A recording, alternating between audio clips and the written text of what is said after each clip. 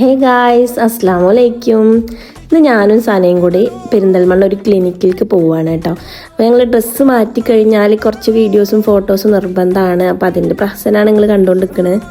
ഞങ്ങളോട് അവിടെ എത്താൻ പറഞ്ഞ ടൈം 12 മണിയായിരുന്നു. ഞങ്ങൾ വീട്ടിൽ നിന്ന് ഇറങ്ങിയപ്പോൾ തന്നെ 11:30 ആയിട്ടുണ്ടായിരുന്നു. ഇവിടുന്ന് അത്യാവശ്യം നല്ല ദൂരമുണ്ട്, ഒരു ഏകദേശം അരമണിക്കൂറുണ്ട് പെരിന്തൽമണ്ണക്ക്. ഞങ്ങളുടെ ഫോട്ടോസും വീഡിയോസൊക്കെ എടുത്ത് കഴിഞ്ഞപ്പോൾ ഞങ്ങളവിടെ എത്തിയപ്പോൾ 12 മണിയായി. പിന്നെ ഞങ്ങളവിടെ വെയിറ്റ് ചെയ്യാൻ പറഞ്ഞു. ഞങ്ങളവിടെ വെയിറ്റ് ചെയ്തു.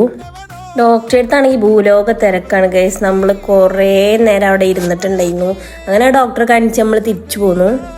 ഏതായാലും പോയതല്ലേ, ടൈം ഇഷ്ടം പോലെ ഉണ്ടെന്ന് നമുക്കൊരു മൂവിക്ക് പോയാലൊന്ന് ഞാനും സനയും കൂടെ പ്ലാൻ ഇട്ടു. അങ്ങനെ പ്ലാനൊക്കെ സെറ്റായി. പക്ഷേ മൂവി തുടങ്ങണമെങ്കിൽ ഇനിയും കുറേ ടൈമുണ്ട്. 3:55 മൂവി തുടങ്ങുള്ളൂ.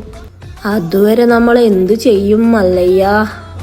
അങ്ങനെ ഇരിക്കുമ്പോഴാണ് നമ്മുടെ മനസ്സിലൊരു ഐഡിയ ഉദിച്ചത്. നെസ്റ്റോ അല്ലാതെ പിന്നെ ആര്? അങ്ങനെ നമ്മൾ നെസ്റ്റോ ഒന്ന് ഫുഡും കഴിച്ച് അവിടെ കുറച്ച് നേരം നിന്ന് നമ്മൾ തിരിച്ച് മൂവിൻ്റെ ടൈം ആയപ്പോൾ നമ്മൾ തിരിച്ച് പോന്നിട്ടുണ്ടായിരുന്നു. നമ്മൾ പെരിന്തൽമണ്ണ വിസ്മയക്കാണ് പോയിട്ടുണ്ടായിരുന്നത്.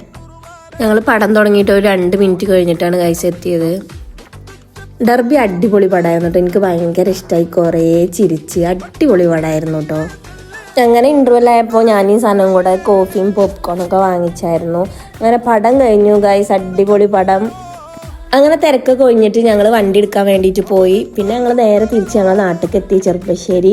അപ്പോൾ സനക്ക് കവിതയിൽ നിന്ന് എന്തോ മേടിക്കാണ്ടായിരുന്നു. അങ്ങനെ അവൾ അതും മേടിച്ച് ഞങ്ങൾ വീട്ടിലേക്ക് പോയി. അപ്പം അത്രേ ഉള്ളൂ.